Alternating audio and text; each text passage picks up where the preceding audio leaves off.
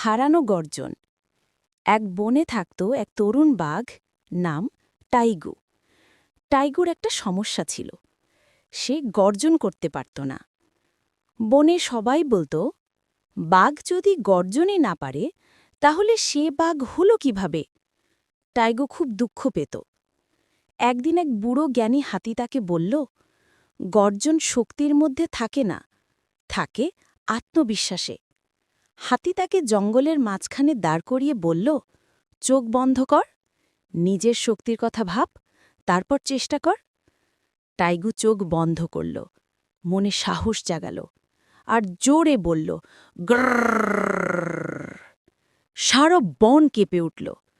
পাখিরা উড়ে গেল, হরিণরা দৌড় দিল। সব প্রাণী অবাক হয়ে বলল, টাইগু তো সত্যিকারের বাঘ। টাইগু হাসল, কারণ সে বুঝল, যতক্ষণ নিজে যে বিশ্বাস না করবে ততক্ষণ নিজের শক্তি জেগে ওঠে না।